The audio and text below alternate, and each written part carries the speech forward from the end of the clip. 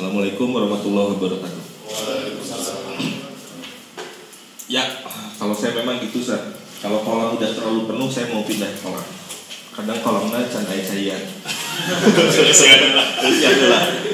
Termasuk di headshot di Indonesia, headshot masih bisa dibilang kolamnya airnya masih sedikit ya. Yang perlu, yang belum begitu banyak. Masih perlu edukasi market yang sangat besar.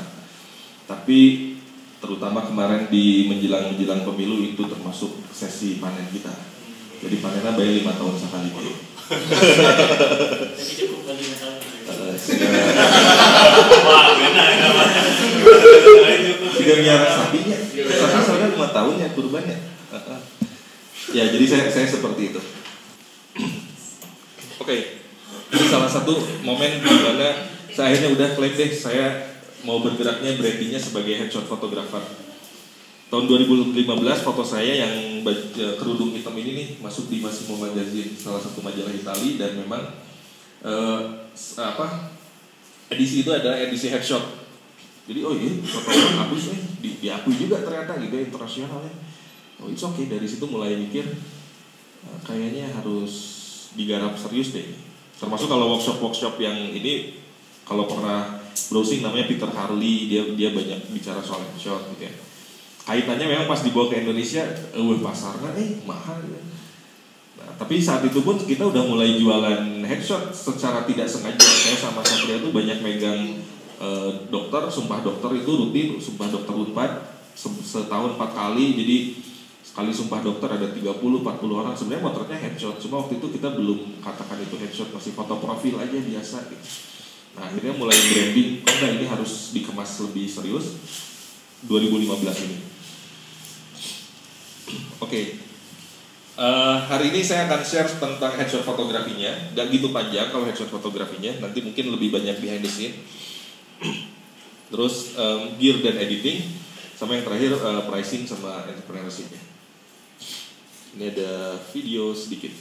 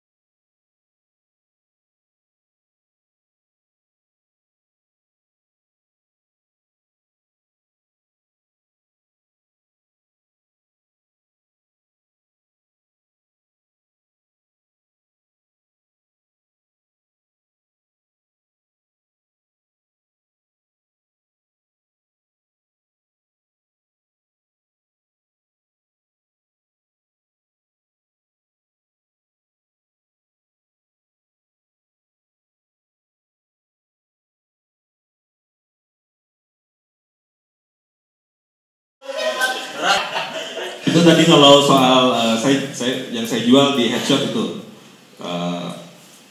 profesional, look profesional tapi natural. Ya asli tuh tiba-tiba muka seseorang berubah jauh nggak gitu. Terus tanggal berapa ya? Ini 3 hari lalu kalau nggak salah saya nemuin video ini nih.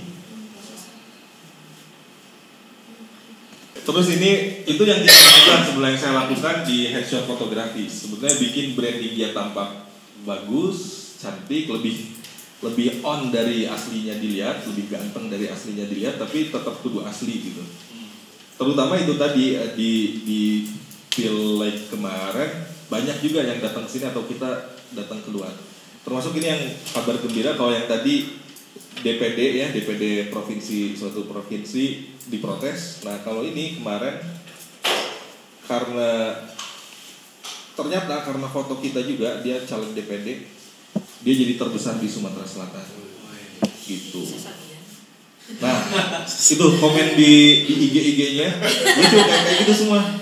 Ini dari jalan mana sampai jalan mana foto dia semua gitu. Jadi satu provinsi memang foto ini terus yang muncul gitu. Jadi foto itu penting banget, apalagi buat DPD. Tapi yang jauh lebih penting adalah dana kampanye yang besar. Waduh lah foto. Jadi ini kemarin senang, dan dia langsung mantek juga. Makasih, fotonya berdampak sangat besar. Terus Ya udah siap jam berikutnya Seth. Dia udah bilang gitu, habis pelantikan langsung deh. Kalau habis dia jadi anggota DPD dari Sumsel, masuk Senayan ya. Nah kalau masuk tipe headshotnya, kalau versi saya ada 3 ini: beauty headshot, corporate headshot, sama casual headshot. Kalau mau lihat beauty headshot, tahun lalu saya sharing beauty headshot persis di Fotoweek, klik link ini aja gitu, jangan lupa klik subscribe, loncengnya juga ya. Nanti materi ini bisa di-download di Google Drive ya, di Facebook grup kita. Beauty headshot materinya udah disampaikan tahun lalu.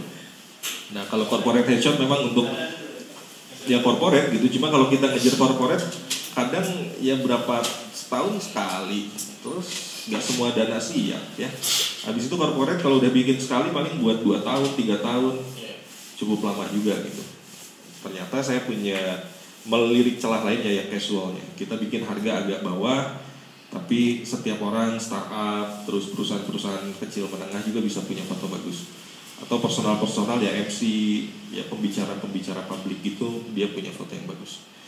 Nah kalau ini memang yang sebelah kiri ini dia model, profesional model, yang tengah dokter spesialis mata. Kalau yang ini alumni workshop lighting nih. Saya bikinin headshotnya bisa juga ternyata. Dan saya yakin semua orang itu bagus, semua orang itu bagus gitu. Kebayang ini juga bagus kalau saya bikinin fotonya itu bagus. Boleh lah. Boleh? Price list? Mau DP dulu pas lunas. Oke. Nah ini alumni workshop lighting semua ini. Ini waktu kalau angkatan awal alumni lighting kan kita fotoin begini. Ini alumni lighting semua, jadi kita bikinin fotonya. Nah, kuncinya kalau menurut saya bikin headshot yang bagus paduan 2. Yang pertama fotografinya harus bagus. Bahaya kalau fotografinya kayak yang tadi ya, pemalsuan dokumen foto acil atau gitu ya. Yang kedua interaksi, ini 2 hal yang penting. Di seorang fotografer headshot, fotografinya jelas harus tuntas dulu, udah di luar kepala, udah otomatis gitu ya. Tapi interaksi harus bagus. Nah kalau di lapangan, terutama kalau pegang klien-klien yang cukup berat ya, berat tuh kadang kaku, terus lingkungannya atau jumlahnya agak banyak, saya sangat perlu bantuan Satria buat interaksi. Itu mungkin nanti kalau jobnya lebih banyak lagi, Sonjay ya. Iya. Butuh kru ya. Tim Soalnya Pak Ian resign. Tapi sebagai fotografer kita pun harus menguasai itu, gitu. Interaksi dengan yang kita fotonya harus bagus. Jadi kuasai fotografinya, alat-alat kita tuh kalau Teh Silva food photographer kemarin harus udah jadi pacar kita banget alat tuh, dan saya pun begitu. Ini udah nempel aja si alat itu tuh. Nah yang kedua kuasai komunikasi sama buat si orang yang kita foto nyaman. Oke, kalau dari fotografinya gini, berarti hal teknis harus sudah di luar kepala. Nggak ada lagi ya, ya udah tahu mau dibikin super tajam atau tajam di mata doang, ke belakangnya ngeblur, hal-hal begitu udah harus tahu ya. Ini kaitannya depth luas, sempit, terus lensanya udah harus tahu biar nggak distorsi gimana, pakai lensa berapa mili gitu ya, jaraknya, hal-hal gitunya itu udah harus autopilot. Terus lighting setupnya juga harus sudah benar. Ini dia mintanya kayak gimana, munculnya kelihatan galak, kelihatan baik, kelihatan soft. Lighting kita udah harus benar. Jadi dari awal udah tahu ini headshot untuk dokter misalkan, kita harus udah tahu ini untuk let's say apa ya, ya artis gitu ya, atlet gitu kan, kita harus tahu. Polwan, saya pernah kerja buat polwan juga, harus udah tahu. Terus andai kata terjadi trouble dengan alat saat di lokasi, terutama udah harus cepat bisa identifikasi nih kenapa. Ya, terutama karena itu tadi ya, alat kita itu udah partner kita banget gitu. Oke, kalau dari interaksinya ada 3 hal. Ini pasti ada benteng yang harus kita tembus dulu nih. Motret 2. Karena kalau headshot ada depan, terus yang diambil kepala doang. Gak ada pose tangan, pose kaki, gak ada. Hulunya unggul, kan gitu. Nah, ada benteng yang pertama harus kita dobrak itu personal antar klien dan fotografer. Saya mau motretin kuda gitu ya. udahnya gak boleh ragu sama saya lagi gitu. Kita tuh harus udah connect, harus udah ngobrol gitu. Nggak bisa tiba-tiba yuk siap mulai ya, nggak bisa gitu. Itu biasanya kita lakuin di ruang makeup. Kita lakuin di ruang makeup, dari datang mulai disapa, mulai ngajak ngobrol kadi itu kadi heula gitu ya. Nah, Anda itu udah selesai, udah mulai kenal nih. Kita aja ini hari keempat kita udah saling kenal nih. Tapi pas yuk saya bikinin foto headshotnya, berdiri iya lampu, bread. Wah, langsung beda di yang difoto langsung beda lagi. Jadi ada benteng lagi satu lagi yang harus kita tembus. Jadi benteng kedua adalah klien grogi saat di depan kamera. Apalagi lighting ya, lightingnya kalau yang nggak terbiasa itu mengintimidasi bisa, serat pisan atau panas atau ya ngeri aja gitu. Nah yang ketiga kadang di fotografernya, terutama saat potret-potret nama-nama orang-orang gede ya, di kita yang grogi. Anjir iya, pejabat, iya gubernur, terus ini ulama gede banget, takut salah ngomong, kitanya aja kadang grogi. Nah kalau coba dipecah saya sudah sempat upload 3 video ini. Yang pertama ice breaking dan coaching ya. Jadi di headshot kita pakai istilah coaching, ice breaking sama coaching. Ice breaking biar kita kenalnya dulu. Kalau coaching tadi, kalau di video tadi lihat Satria lagi di sebelah kliennya ngejelasin. Itu di iPad itu kita kasih lihat foto-foto, beberapa foto lucu, beberapa contoh foto-foto headshot yang bagus. Apa aja atau games gitu ya, kalau mungkin kan kita kasih games. Pokoknya sesi foto itu benar-benar kudu santai ya, jadi nggak berasa lagi aduh harus foto terus deg-degan. Oke. Saya mau kasih lihat dulu sedikit video ice breaking sama coaching menit kedua ya. Oke, ini kurang lebih begini. Ini fotonya di sini. Jadi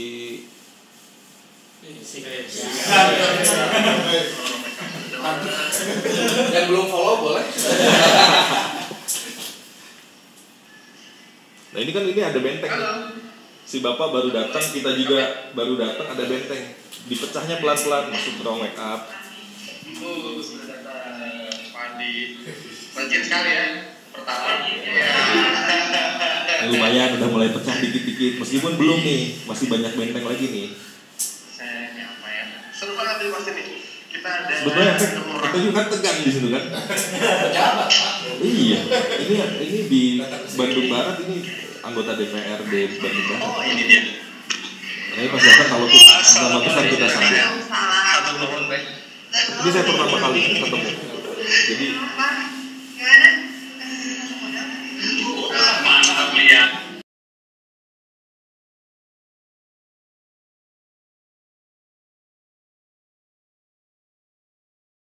Jadi kalau mecahin dari situ dulu. Jadi pas datang kita sambut duluan di awal. Itu asli hari itu, baru ketemu hari itu kita.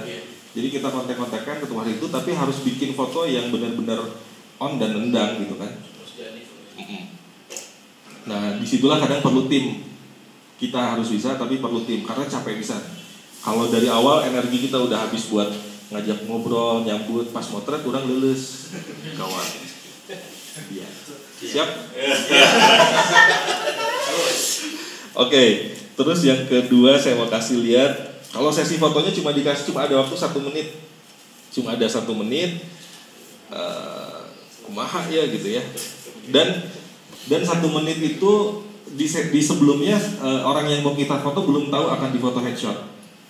Jadi saya tahu ini di video ini adalah saya motret Ustadz Tengku Zulkarnain, terkenal banget sekarang ya. Kalau politik rada panas. Nah waktu itu datang ke Arca Manik nih. Saya tahu ini ada di masjid ini nih. Saya pengen bikin foto headshotnya. Saya kontak panitia ke DKM-nya. Saya punya proyek ini. Saya dan Satria sejak 2 tahun lalu ngumpulin beberapa foto ulama. Memang sengaja saya bikinin. Nah pas tahu ada Ustadz Tengku kesini, saya minta bantuan lewat DKM-nya. Saya bisa nggak minta waktu sedikit mau bikinin foto kayak gini? Saya kasih dulu lihat foto panitianya, latar belakangnya kenapa bikin foto gini dan selanjutnya. Panitia bilang oke, boleh, karena Ustadznya akan datang, terus istirahat dulu di salah satu rumah keluarga. Nah mungkin di situ kita bisa minta beberapa menit. Oke, panitia udah ngizinin, tapi Ustadznya belum tahu kalau akan difoto. Jadi nggak ada dakwa ditodong dirinya. Oke, videonya di sini. Nah ini dia.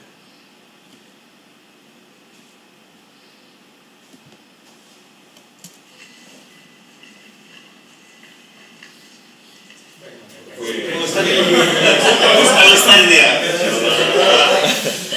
Terus ya. Nah ini jadi saya baru nego di sini, baru nyampein di sini. Saya bawa visual contoh-contoh Ustadz yang pernah saya foto. Saya cerita ke Ustadz, saya mau foto begini. Terus gestur kita ya, memang ini orang besar, kita duduk di bawah serendah-rendah mungkin adab itunya yang harus kita pakai.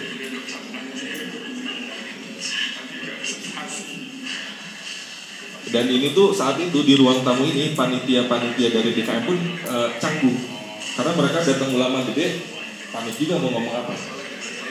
Saya punya kepentingan, saya punya goals, kudu orang membagi. Itu siapa yang mau ya? Ucup. Masa gue pegang gitu. Kalau sebelum kemarin launching duit potret ya dia begini. IT dari IT. Rekor gitu. Nah, ini jadi saya cuma punya waktu 1 menit. Lampu juga strobis, 1 lighting doang, sederhana aja. Yang penting itu tadi, kalau nggak bisa bawa alat terlalu banyak, saya kenal alat ini udah cukup deh, dia bisa bikin kayak gini, praktis aja.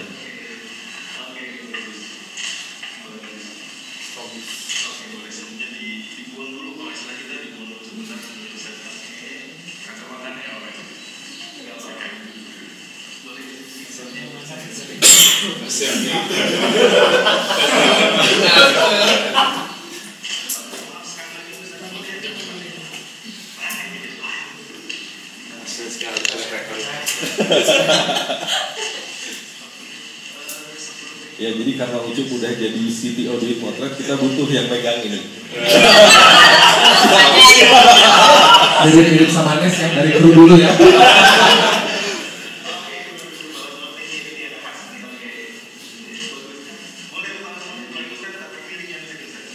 Nah ini sebenarnya saya udah ada portion, cuma buat nambahin dan kelihatan dia masih bisa digarap, saya tambahin selesai. Selesai. Udah. Nah ini dan apa? Boleh nanya? Boleh. Tadi pakai kacamata, satu pakai kacamata, satu enggak. Dan biasanya dia memang pakai kacamata. Betul. Tadi alasannya dibuka. Nah itu pas buka kacamata, beliau sendiri yang buka. Oh, bukan. Beliau sendiri yang buka, terus saya sampai juga pas terakhir makanya pakai lagi kan. Ustadz lebih familiar di jemaah, di masyarakat, pakai kacamata, tolong dipakai lagi. Akhirnya pakai lagi. Nah dan apa respon spontan itu yang buat saya ini reward besar saat beliau bilang cuma wah profesional banget, tuntas, selesai gitu. Tegangnya beres, fotonya dapat, selesai. Jadi kenapa saya bawa Ucup buat pegangin, bawa Satria, terus baju kita disamain gitu ya, itu bagian dari branding kita kapanpun gitu. Saat ini orang penting, orang besar, kita harus menyesuaikan gitu. Oke, sama satu lagi ini adalah terutama kaitan poin ketiga, fotografer grogi saat motret orang besar, apalagi lokasinya di kandang dia, away kita, nggak di home ya, away, terus di sana supporternya banyak banget. Wah itu tuh kita yang terintimidasi gitu kan, padahal kita dibayar juga. Nah ini video waktu saya ke Palembang ke wakil gubernur, jadi setup cepat dan kuasai panggung. Jadi fotografi setup itu adalah panggung kita.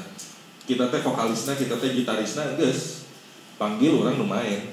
Dia gubernur, dia siapapun, nggak ada urusan. Itu panggung punya kita. Videonya yang ini. Kebayangkan kalau di rumah dinasnya dari depan aja udah Satpol PP. Mau ke siapa? Polisi. Terus belum yang di teras-terasnya ring 1, ring 2. Belum ring 1, ring 2 sih. Ke supir-supir yang suka nongkrong situ lah. Ajudan gitu kan. Baru di dalam orang-orang dekatnya. Nah dari sini aja kan udah mengintimidasi sebenarnya. Tapi dari awal kita mau ketemu bapak dengan PD-nya. Mau kopernya mau babisan waktu itu tuh karena kita bawa lighting sendiri, bawa modifier, bawa alat sendiri semua, gak versi simple yang tadi cuma strobis satu lampu. Kita bawa alat-alat benar-benar full studio. Waktu itu kita berdua ya, saya sama Satria, dan soal penjadwalan waktu itu pun rada berantakan, ya karena kesibukan lah, kebayang ya. Jadi ada dari timnya, ini buat foto kampanye, cuma kalah sih kebetulan, kalah tahun kemarin untuk foto kampanye jadi gubernur. Jadi timnya ngontek ke kita, perlu dibikinin buat foto kampanye, buat di surat suara dan lain-lain semua. Wah ya cuan ya, udah seneng kita kan. Kapan motretnya? Daftar KPU tuh paling telat hari Kamis, ini hari Senin. Kita tuh motret hari Senin. Dan waktu itu kondisinya beliau belum punya pasangan yang dipublish. Kalau pasangan lain udah deklarasi gitu kan, ini pasangannya siapa belum tahu waktu itu tuh kita pun. Jadi ya udah datang aja, pokoknya hari Senin harus sudah datang. Motretnya hari apa? Yang jelas Kamis harus sudah di store. Ya standby, kita yang standby. Nah itu jadi dari pricing pun kita harus sudah antisipasi saat ada hal-hal seperti itu. Kita udah diminta quotation harga berapa nih, tapi kita belum tahu motornya kapan. Tapi kita harus ninggalin studio, ninggalin kerjaan, nitipin anak, karena tadi 80% waktu saya sama anak ya, itu kan harus diatur. Nah akhirnya mendadak, kalau saat itu akhirnya kita berangkat dari Bandung subuh, landing jam 7, jam 8, jam 3 sore itu ternyata foto, dia kosong hari itu juga. Jadi kita punya 3 hari lebih waktunya di sana ya.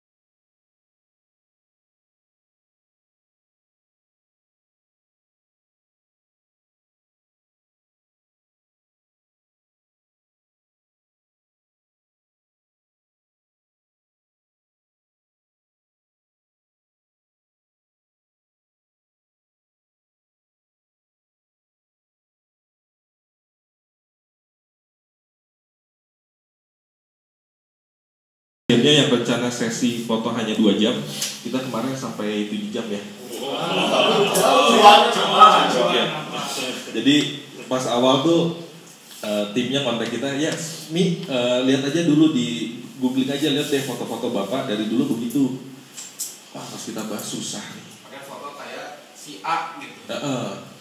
Sementara birokrat sejati ya, kebayang kan, jarang sekali berhadapan dengan kamera untuk difoto. Mungkin kalau dia kamera publik ya, media gitu ya biasa ya, tapi saat one on one lain gitu kan. Nah nanti di slide selanjutnya kalau soal interaksi itu, tapi kalau tadi ngegambarin kalau setup fotografi itu udah panggung kita. Mau ada fotografer lain, ada siapa alat lebih canggih tuh ya panggung murah. Terus itu tadi memang sangat ideal kalau kita bisa one on one, lebih intimate dengan klien kita gitu ya, tanpa terdistorsi oleh orang lain lagi. Tapi ada kalanya kayak tadi, tim horenya banyak banget. ikut ngeliatin gitu kan. Ya kalau udah kayak gitu mendingan kita libatin aja. Sok bercandain, sok lihat, wah, kita libatin aja sekalian kalau gitu. Jadi benar-benar akhirnya sesi 2 jam jadi 7 jam, rencana 2 baju jadi kabel bajunya dikeluarin. Si bapak sering main golf pakai topi golf, batik luya acan pernah foto pakai kasar banget. Akhirnya dulu ya waktu itu seru banget sih. Betul sekali. Nah ini dia. Ini kalau di foto ini adik ipar saya nih, nggak pernah difoto. Terus waktu itu dia bilang pengen resign pengen bikinin foto ngelamar sana sini mau cobain dah. Ayo foto kurang. Dia bingung tapi akhirnya menurut saya ini bagus, fotonya jadi bagus. Kalau ngebandingin dengan kalau sesehari ketemu boro-boro bisa foto kayak gini sebetulnya. Nah tapi kalau interaksi tadi ya ini bagian work with client pertama. Kenali best part sama problem orang yang kita foto. Ada yang hidungnya gede banget, ada yang proporsional semua, ada yang kupingnya kurang pas gitu ya, dan macam-macam lah. Nah kita fokus kita adalah tahu problemnya yang mana, best partnya apa, dan fokus di situ. Ada yang mungkin kurang oke, tapi dia matanya warna coklat ya halus. Kita konsentrasinya di situ aja, lupain yang lainnya gitu. Yang sangat fatal adalah saat kita menyebutkan itu, misalkan Pak, eta, iya mun ka dia celina gede Pak, Pak, bukan gitu ya. Atau misalkan ada tai lalat di sini, Karno ya gitu ya, tahu nggak? Jadi stok begitu yang kita harus banyak. Ya kayak ini ya, Satria kemarin jadi ya siapa? Yayan gitu ya, kayak hal-hal gitu yang saya sama Satria udah stok dan kadang sebenarnya jokesnya diulang-ulang lagi.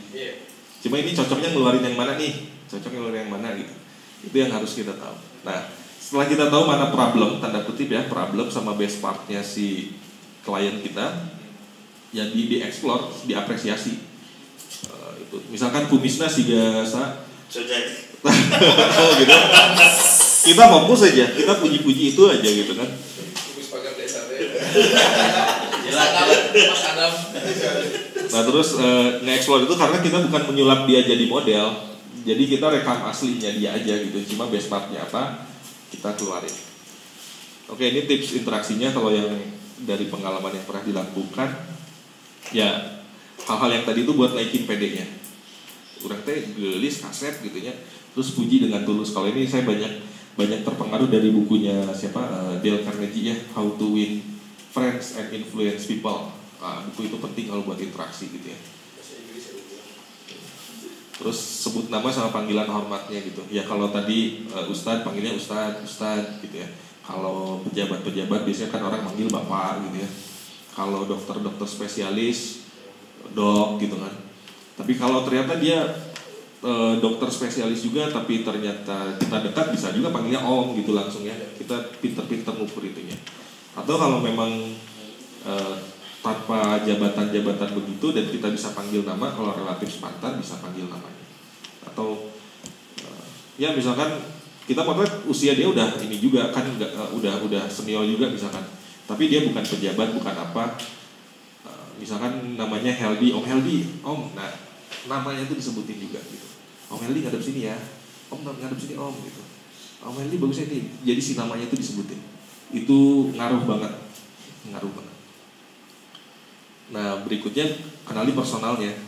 Biasanya kita lakuin kepo sosmed ya. Sebelum photoshoot pasti kita lihat dulu sosial medianya sampai ke bawah-bawah sehingga foto sojainu bokeh karena kapanggih gitu. Terakhir ketemu siapa, ngapain, terus preferensi. Ya kalau bicara politik misalkan politiknya kemana, hobinya kemana, kita benar-benar explore itu. Saya sama Satria itu selalu gali itu dulu sebelum ketemu di hari H. Terus ya hindari kata-kata negatif tadi ya, itu udah. Nah terus ini nyuruh senyum itu salah besar kalau di headshot. Oke. Udah siap saya foto ya. Senyum. Tuh kan langsung gitu kan. So jadi senyum. Senyum ya, senyumnya. Itu salah besar. Kamu kan senyum. Tuh enggak, itu enggak bukan headshot yang ciri khas saya jadinya, bukan headshot yang saya pelajari gitu ya. Senyum tuh di mata duluan gitu. Nah itu yang bagus tuh. Yang tulus tuh di situ. Jadi kita nggak pernah nyuruh orang senyum. Mas senyumnya ya, oke mas ini senyumnya mas, oh itu salah bisa. Paling kalaupun mendekati itu kita bilang happy. Oke, coba happy ya kita kayak kemarin tuh berapa kalau tadi misalkan caleg gitu ya. Kan surveinya berapa Pak kemarin happy kan kalau dapat itu. Nah, kita bangun. Kalau kayak kemarin jawab tuh keren banget itu. Yang ngebangun lagi di ruang make up pengantinnya gitu ya. Nah, ngebangun itu dia sama yang kita lakukan di headshot. Jadi kita perlu banyak-banyak bahan, banyak-banyak pengetahuan sama latihan juga sebetulnya buat cara ngebangun itu. Nyuruh senyum salah besar. Yang ketiga libatkan tim Korea tadi ya, seperti yang di video. Terus kalau mentok break dulu. Itu benang wae si ibu wae. Break dulu lah, ngapain lah kita.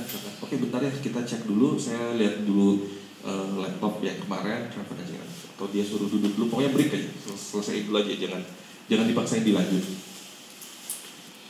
Oke.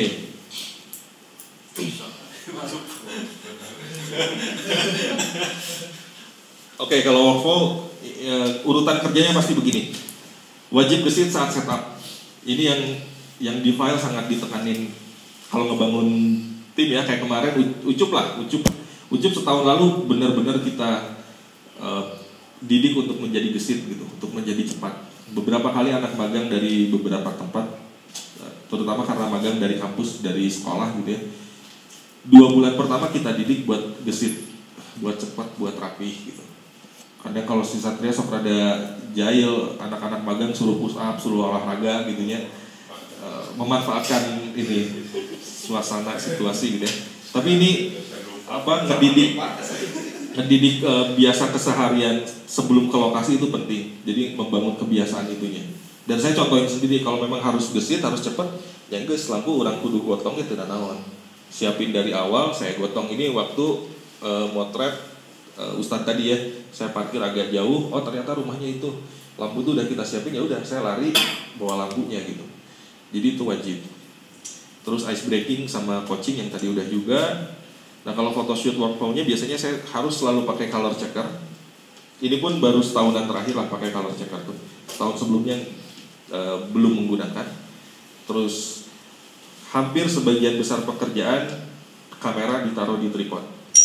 Karena tangan saya akan main, saya akan mendekat ke kliennya, saya akan beresin bajunya. Jadi nggak nongkrong di situ.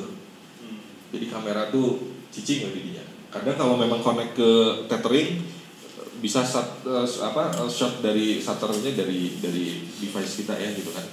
Jadi itu trik lain. Terus ya seleksi foto sama retouch terus deliver standar sih kalau itu. Nah ini kalau foto yang di bawah tanpa tripod, ini termasuk yang saya lagi coba kembangin juga sebenarnya toddler headshot. Jadi headshot buat anak-anak karena perubahan muka anak teh drastis jauh besar. Ini mungkin kalau Kang Denny nanti mau di studio ya di sana di Sumedang bikin khusus paket bayi gitunya atau anak lah 1-4 tahun perubahan mukanya teh luar biasa gitu. Ini sebenarnya jadi market yang bagus juga.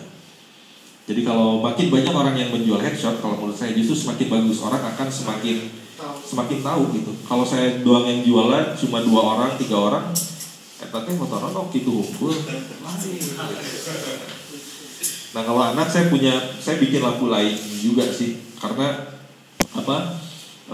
recycling time si flash itu kan lumayan ya, kadang ekspresi didapatnya hanya dalam sepersekian detik gitu. Nah kalau anak saya kebetulan dapat inspirasi dari sana sini, saya bikin lampu. Kadang ini juga dipakai untuk dewasa juga sih kadang, tapi di studio doang. Boleh nanya? Boleh, enggak? Itu saya juga dulu pakai si color checker itu ya.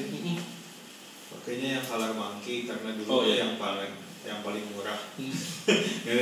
Ini perlu nggak sih gitu kan? Saya udah pakai, memang berubah sih di si layar monitor. Tapi saya nggak tahu alasannya pakainya apa malah.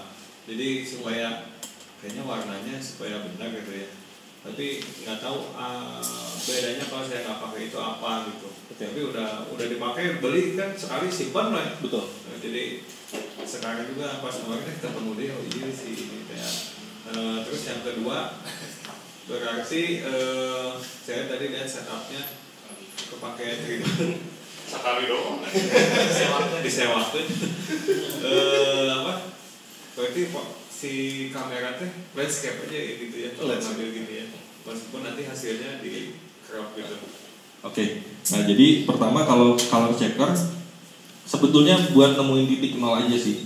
Kan kalau kalibrasi nanti mungkin di bab selanjutnya ada saat fotonya yang harus dipakai di test shot awalnya doang, sama nanti monitor.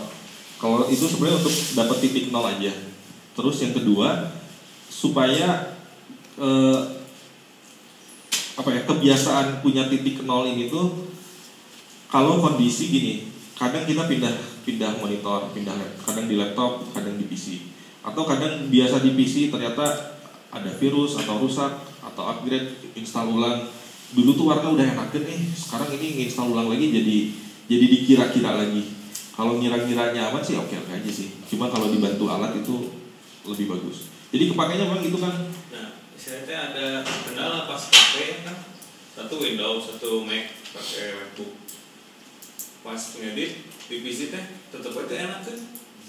Itu padahal udah ngikutin si petunjuknya gitu ya, dan memang si layarnya berubah yang di PC juga serak gitu. Dengan kondisi lampu ruangan yang sama kan di situ.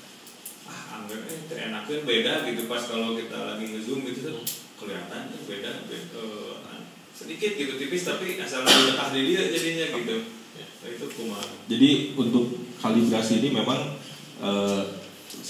menurut saya pun belum tentu semua orang membutuhkan memang. Apalagi kalau misalkan warna nanti banyak di grading gitu ya. Kalau teman-teman main di wedding itu kan warna asli itu nggak penting lah ya, karena punya tone warna sendiri gitu. Itu mungkin nggak penting.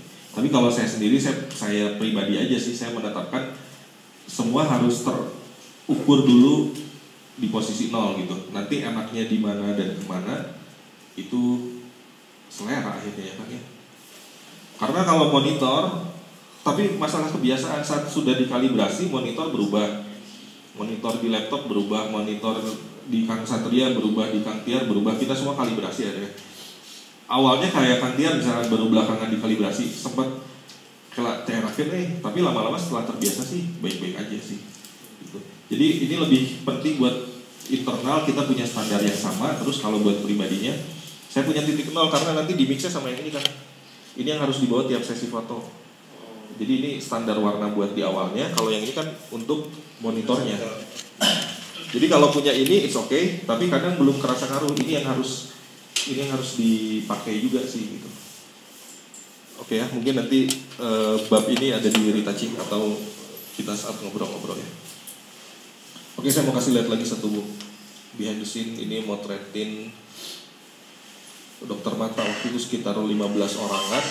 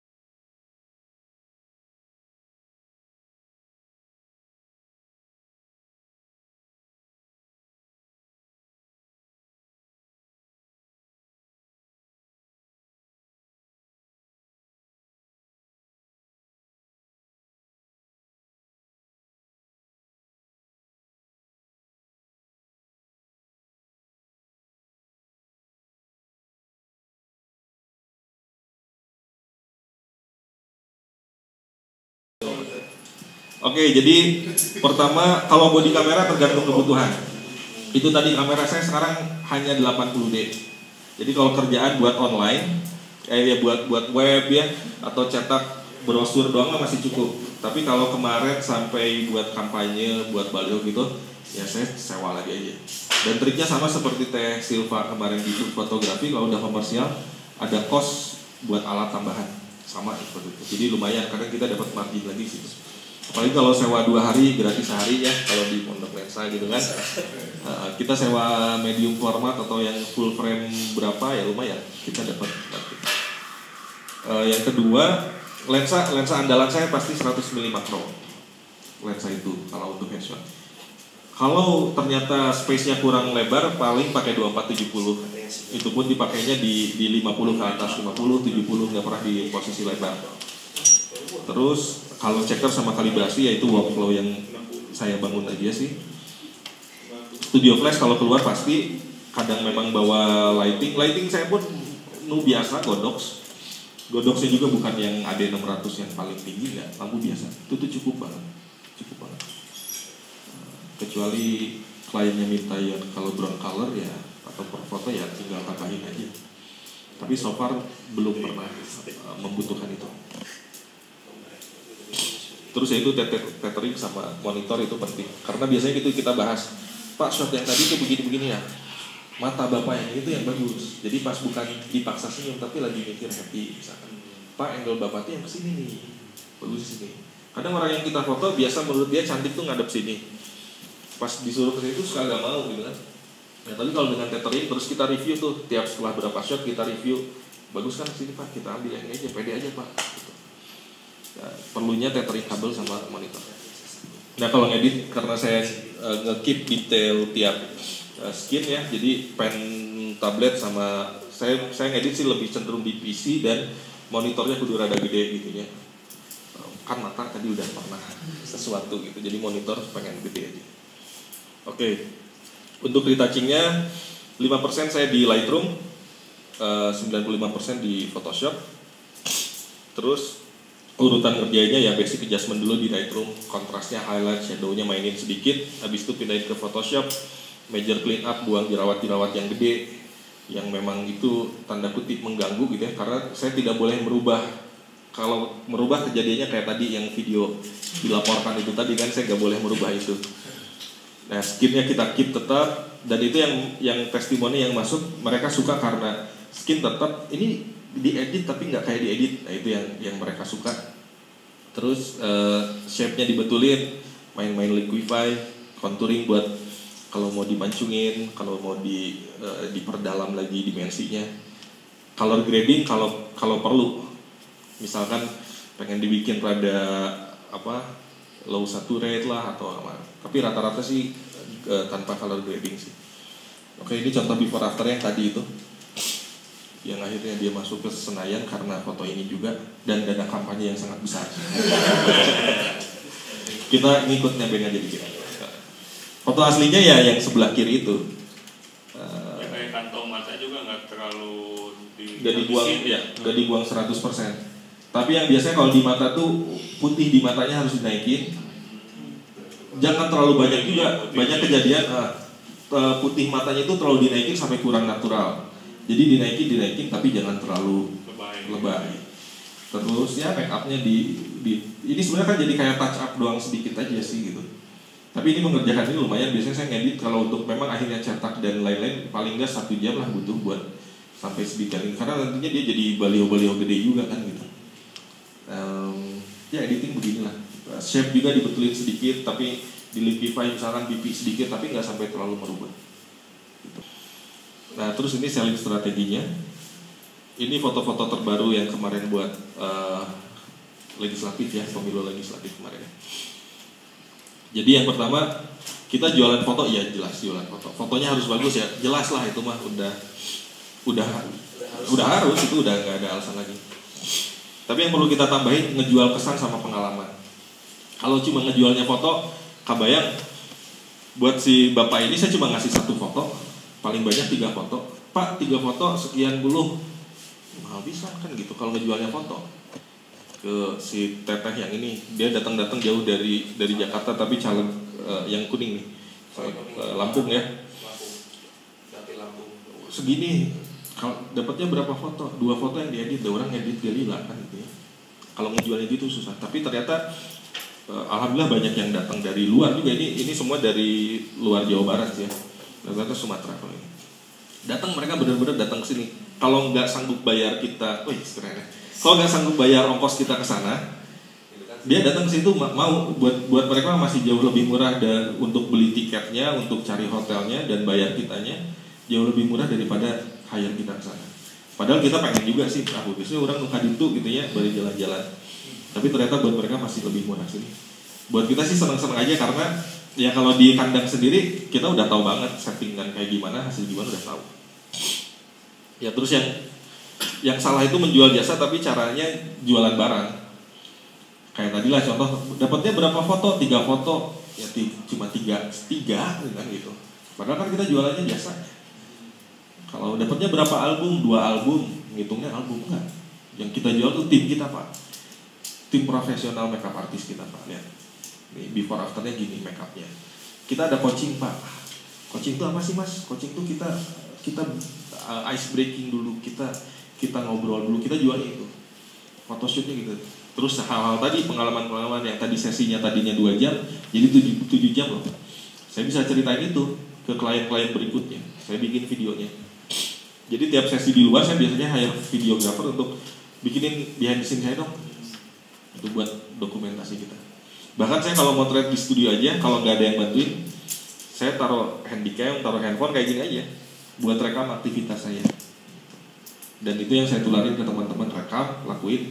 1 buat kita punya database, 2 buat kita evaluasi tadi teh motret kumahanya. Nah sih jadi teknis itu kadang bisa diselesaikan. Ada pertanyaan dulu dari Oke. netizen. Apa dari Cynthia Putri? Oke. Kalau untuk anak mungkin tadi foto Mariam tadi. Pakai lampu apa tadi Kang? Oke, sip. Itu foto yang tadi anak, termasuk foto yang ini nih, 3 nih. Ini pakai lampu yang saya bikin. Lampu LED itu ada 6 LED, jadi kayak bintang gitulah. Makeup artist sekarang juga ternyata ada yang udah jual jadi begitu. Saya juga, keren kayaknya. Tapi saya buat, bikin sendiri, nyuruh orang sih. Nyuruh orang pakai LED 14 watt yang semeteran ya kalau nggak salah ya. Jadi itu terang banget. Terus itu sebetulnya ngebantu karena 1 dia nggak panas saat masuk set itu, nggak panas. Tapi silau kan, silau di kondisi mata orangnya masih kuat juga. Tapi kadang bagus karena kalau si mata orang rada mincing gini ya, rada seram gitu itu kadang kondisi bagus juga. Tinggal kita bikin happy aja. Jadi lampu yang buat anak kalau saya bikin sendiri. Oke, mudah-mudahan kejawab ya yang dari Facebook ya. Terus ini menentukan tarif. Kalau saya bagi 2 nih, bagian atas sama bagian bawah. Jadi setiap motret saya harus tahu saya di posisi happy place. Happy place itu dimana saya mau ngerjain itu dengan maksimal, bayarannya maksimal. Entah itu nanti kerjanya headshot. Faktanya sekarang masih sangat jarang. Terus terang seperti itu. Marketnya masih perlu dibangun. Mungkin ya 5 tahun lagi kita panen lagi gitu ya. Nah, tapi kalau misalkan ada foto produk misalkan, mau nggak ngerjain asal masuk di harga happy place saya kerjain. Nes waktu itu pernah ngajakin Daninya, Nes waktu itu ngajakin kurang tim. Dan itu Mi, bantuan orang lah. Happy place saya tahu angkanya segini. Dan itu Agus di budget project dia. Oh ya, jangan saya berarti gitu. Jadi pekerjaan apapun kalau sebagai personal ya, profesional, personal, kita tahu harga happy place kita di berapa. Kita mau ngerjain apa aja sebenarnya bisa. Tiba-tiba ada project food, orang percaya misalkan Mas mau foto foodnya sama Mas Asmi aja. Misalkan saya akan bilang saya bukan profesional di food fotografi, tapi dia tetap mau. Ya udah harga saya segini. Oke, happy place itu dari mana? Kalau saya dapetinnya gini. Pertama saya harus tahu dulu berapa target income dalam 1 bulan. Jadi misalkan saya tuh butuh buat bayar rumah, ya KPR, ya transport. nomor hijinya KPR. Gloy gimana KPR atau itu bagus banget tuh Gloy Studio tuh, rumahnya bagus banget itu. Ya. Masih baru. Tapi rumah baru beda, kalau ini kan rumah lama ya, lain rasanya. Kita sebelum pindah sini rumah baru juga yang sekarang jadi rumah. Jadi saya harus tahu dulu kebutuhan saya tuh sebelum mikirin nih kebutuhan saya pribadi tuh berapa. Ya makan, minum, transport, istri, anak, semua itu tuh kita harus tahu semua. Karena pekerjaan saya kan di fotografi ya. Gitu. Setelah tahu itu semua, belum tambah kemarin Hawafina tuh kita punya goals, pengen naik haji umur sekian, pengen sekian. Kemarin, investasinya kudu 13 juta sebulan. Berarti kalau itu pengen tercapai kan? Makan. Jadi makan ketutup, target investasi harus ketutup. Totalin tuh berapa? Katakanlah sekian. Nah, misalkan berapa 30 lah. Saya tuh pengen goals tercapai, terus hidup tercukupi 30 juta. Ternyata saya harus dapat penghasilan. Ini bedanya entrepreneur sama pegawai. Kalau pegawai kan gaji nasabah kudu cukup. Kalau sekarang kita entrepreneur, kemarin katakan pokoknya sebanyak-banyaknya penghasilan, pengeluarannya kudu badan tidak naon, tapi penghasilan kita kudu gede, kan gitu. Nah, enaknya entrepreneur gitu. Saya pengen gaya hidupnya begini, investasi begini, keluar angka. Oke, keluar katakanlah 30 juta misalkan sebulan. Nah, gimana?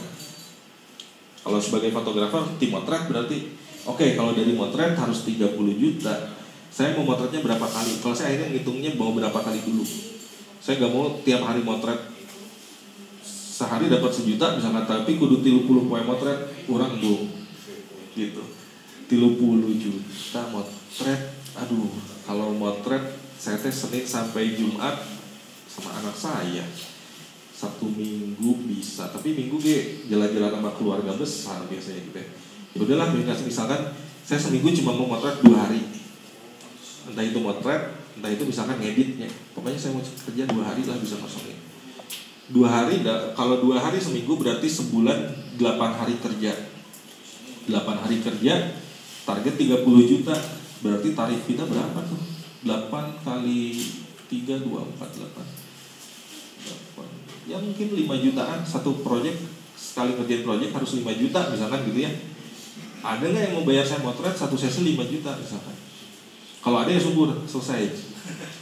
Gitu. Motret wedding yang guys 8 poe, tapi sekali turun saya 5 jutanya. Gitu.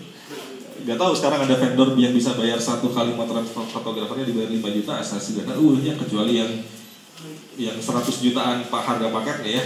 Ada beberapa sih kita tahu juga teman-teman lama ada yang jualan paketnya 115 gitu terakhir kan. Sekali motret mungkin fotografer bisa dibayar 5 juta, tapi mostly itu tidak terjadi apalagi di Bandung. Nah jadi dari situ saya tentuin dulu saya pengen motret berapa hari atau kerja berapa hari gitu. Nah ternyata kurang nih kalau cuma pendapatan dari motret kurang gitu. Jadi masuk ke sini dulu tingkat kesulitan pekerjaan. Jadi kalau semakin sulit pekerjaannya ya bayarnya harus makin mahal gitu ya. Terus waktu yang diperlukan buat nyelesain kerjaan itu kaitannya mau berapa hari kerja. Nah faktor lain yang berpengaruh adalah pekerjaan motret apa yang bisa diambil. Misalkan karena kita tahu kita punya target sebulan sekian, pokoknya ada proyek katalog ternyata bayarnya segini, udah ambil deh boleh. Ada proyek food fotografi segini boleh deh ambil gitu.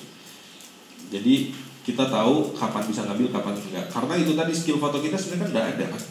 Saya jualan headshot, nggak mau jualan headshot terus juga nggak bisa. Jualan produk, jualan fashion foto ya ternyata harganya masuk ya udah saya kerjain juga gitu. Tapi tahu harga minimal saya, jadi harga pasar tidak dirusak sama apresiasi buat diri sendiri gitu. Nah, kalau ada proyek komersial kayak tadi ya, misalkan dipakai buat kampanye baliho, ternyata bonus-bonusnya lah.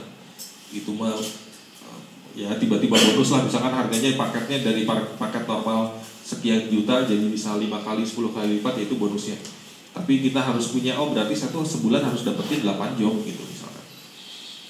Terus yang paling penting akhirnya gini, kalau ternyata harga foto kita terlalu mahal, opsinya kan 2, turunin harga jadi dapat pekerjaan lebih banyak tapi kerja jadi lebih sering.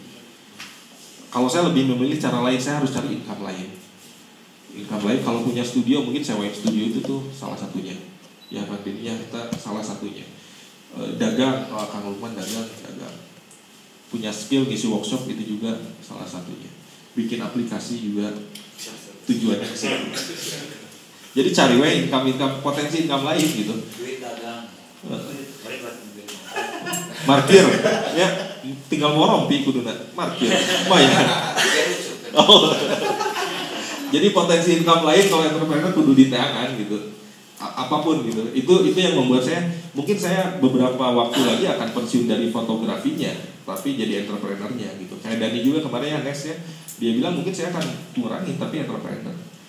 Isa umur 24 mungkin ya sebentar lagi pensiun dari real motret daily-nya gitu ya, tapi jadi entrepreneur. Nah terus tapi kalau kita punya genre yang kita kuasai ya ini yang patok harga premium. Kalau saya patok harga premiumnya itu tadi di beauty headshot sama di corporate headshot itu tadi. Oke, yang terakhir ini siapin apa kalau suatu saat pensiun. Amalnya jelasnya kita ya perlu nabung amal, perlu nabung ilmu juga, investasi kemarin di Halovina itu sama asuransi sih itu sangat penting. Kejadian yang pernah saya alami itu, wah ini waktu itu tercover juga asuransi, tapi tercover tercover bening gitu, bukan yang dipersiapkan. Yang lebih perlu disiapkan lagi sebetulnya kalau kejadian kemarin saya hanya cedera gitu ya. Gimana kalau meninggal gitu? Kalau meninggal anak kita gimana? Istri kita gimana? Kita pas mautnya ninggalkan utang atau ninggalkan warisan. Gitu mungkin kita belum nabung tuh buat warisan anaknya. Mungkin ini salah satunya di asuransi kesehatan dan lain-lain gitu. Oke.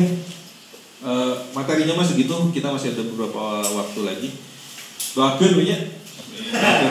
Doakan orang ya. Saling doakan lah. Saling doakan, mudah-mudahan di foto ini teh berkah, pulang dari sini teh makin maju deh, penting mah eta. Ya. Oke, teman-teman masih bisa. Boleh? Boleh. Dari siapa dari mana?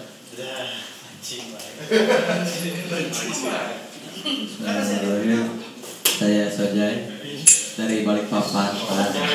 Pindah setelah melihat dari ini lebih ke teknik ya kan. Setelah melihat tadi sampel-sampelnya, saya dulu waktu awal mula motret suka direwelan ku senior, ku guru atau ku yang udah lebih dulu di fotografi. Itu bab headroom. Tapi ketika saya lihat sampel-sampel Kang Azmi, kok kebanyakan si headroomnya habis gitu. Ini jadi kalau saya sodorin ke orang-orang awam ini nyangkanya foto tegenangan lah gitu. Untung tegetihan oke kan.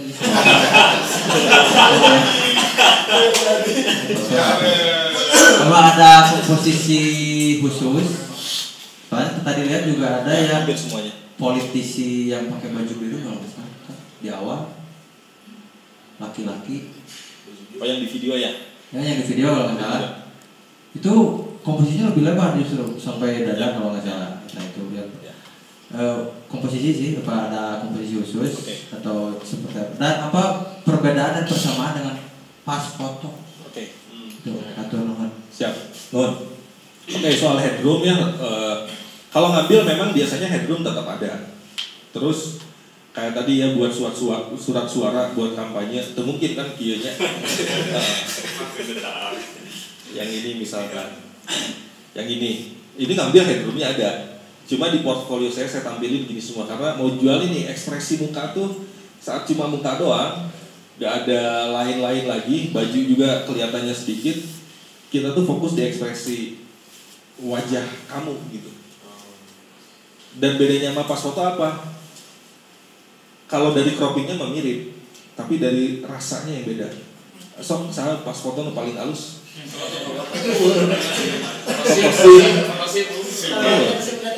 Itu tadi kalau kita jualannya cuma barangnya, jualan pas fotonya, ngebandingin ya foto ini sama foto ini, tanpa ngebandingin jasanya. Padahal kita jualannya jasa, gitu. Kalau itu termasuk trik yang kita jual. Ini beda banget sama pas foto, Pak. Gitu. Ini beda banget sama pas foto. Di balik dia akhirnya bisa senyum gini, bisa matanya percaya diri gini, bisa auranya keluar, itu banyak proses di belakangnya. Nah, itu yang sering kita jual. Rasanya itu yang gitu. Agar lebih jelas tahu bedanya sama pas foto, mungkin harus ikut basic.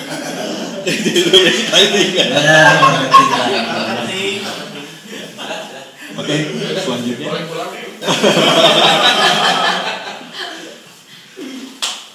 Kan saya mau nanya. Mangga. Tadi kan misal foto profil buat ya rumah sakit itu. Ya.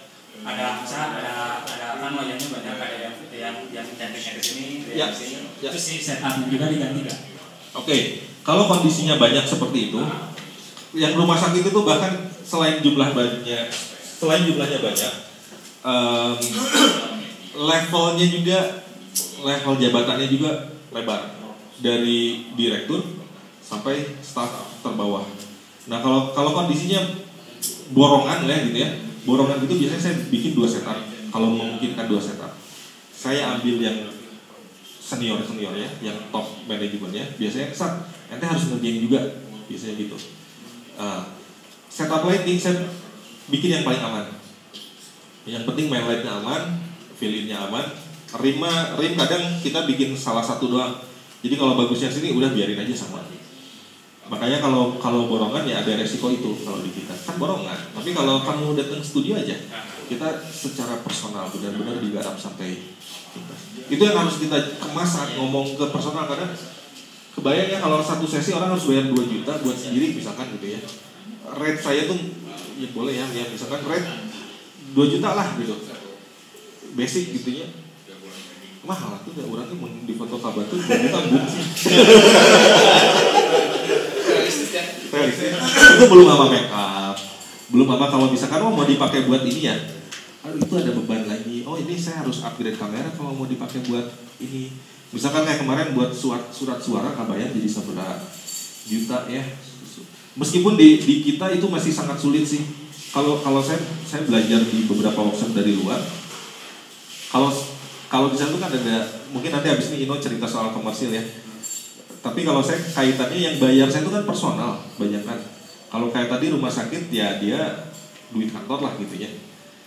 Nah tapi kalau personal ngeluarin sekian, buat dipakai surat suara. Kalau di luar sana itu misalkan ada beban usage, dipakai buat diduplikasi sekian banyak gitu ya. Orang di satu surat suara pengen minta 100 perak, kaliin mau dibikin 5 juta surat, 5 juta surat suara. Berarti orang main tadi 500 juta.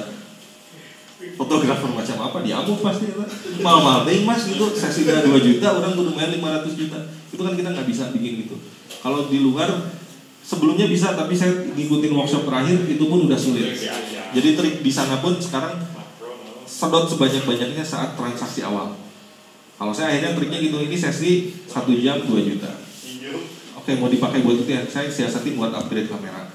Upgrade kamera karena ini mau diperbanyak, ada biaya tambahan. Kondisi lainnya misalkan saya tadi keluar studio, saya harus standby 3 hari di sana. Saya bebanin tuh travel fee. Ini travel fee. Memang awalnya klien nanya, "Mas ini sesinya udah alat udah upgrade, kok ada travel fee?" Iya, soalnya kan gini Mas, saya harus ninggalin studio dari Senin baru bisa kembali Kamis. Saya ninggalin potensi kerjaan di sini dong. Akhirnya dia ngerti. Jadi kita bebanin itu akhirnya lumayan juga gede. Tapi kalau kita ngomongnya cuma sesi segini, mau dibikin surat suara ya. Satu surat suara saya minta 100 perak. Satu provinsi ada 5 juta suara, 500 juta. Oh, saya aja lagi. Tapi kalau borongan ya wayah nah. Borongan ya, itu biasa kalau borongan duit kantor kan. Jadi ada budget dari dia. Boleh 2 lagi lah ya. Nama saya Ganjar, mau nanya kan ini dulu bisa jadi headset fotografi itu awalnya kan gimana gitu kan? Maksudnya kan kalau kita pengen menjual itu kan pasti punya banyak foto ya. Nah sedangkan kalau ini kan kita selain dari hasil fotonya kita juga menjual jasa dan experience itu ya. Nah sedangkan kalau kita bikin foto kan kadang-kadang sama temen gitu kan. Nah apakah caranya gitu, cara kita mengedukasi si klien ini gimana agar kita tuh sebelumnya kita menjual experience sehingga mendapatkan hasil yang terbaik gitu. Oke. Temen. Siap, terima kasih. Jadi gini, bukan sebagian, mungkin 90% orang yang di sini adalah bukan model. Bukan model, sama sekali bukan model, dan bisa jadi terakhir di foto sendiri gini ya bertahun-tahun lalu gitu ya. Sebagian bukan model. Terus ngumpulin portfolionya gimana ya, fotoin. Memang fotoin orang-orang deket aja gitu. Termasuk waktu itu ya ini peserta-peserta workshop saya perlu casual headshot, sampel buat casual headshot ya saya ajakin gitu. Makin sering begitu justru itu tadi saya nemuin semua orang tuh bagus tuh benar. Karena sebelumnya saya kan motret banyak kan di model, di fashion katalog, di model gitu ya, yang memang dia cakep-cakep. Ya kadang kita invite pun pilih yang cakep gitu, datang yang memang asli cakep gitu. Terus kenapa jadi headshot? Dulu potret tuh atas sampai bawah.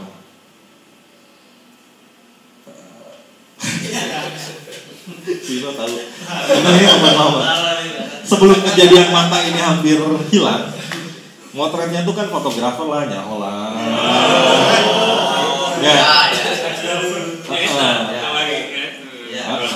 Dulu saya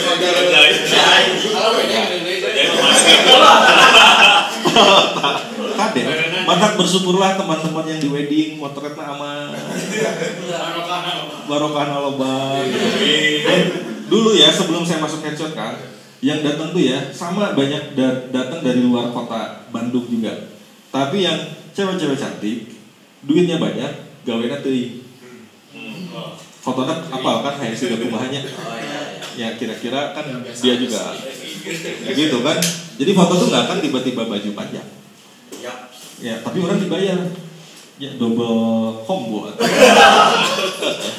Bapak parem kade. Dulu gitu. Sampai di satu titik resah. Saya pribadi mulai itu bisa gitu terus.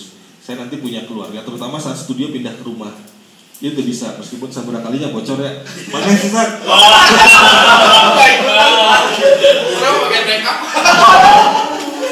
Gitu, saya mulai mikir sebelum kejadian itu. Saya mulai gini nggak bisa gini terus. Ini hal yang tidak baik lah ya. Harus gitu. Maka kadang saya mundur lagi. Bala zaman motret wedding mah aman pisan, duit aya, tiis we gitu ya. Nah akhirnya saya waktu itu udah mulai. Ini nggak bisa. Saya mulai mempelajari beauty-nya dulu. Jadi di foto teh, iya kehandapan tim bawa. Gitu, mulai dikurangi. Itu prosesnya seperti itu. Terus terjadilah sesuatu, terus ternyata ya jalan. Waktu itu bahkan saya sempat 2013-an ya sebelum kejadian itu malah saya sempat ngobrol ke beberapa guru lah gitu. Saya pengen berhenti motret, udah gitu. Apalagi kalau yang ikut yang idealis pisannya itu tidak boleh gitu.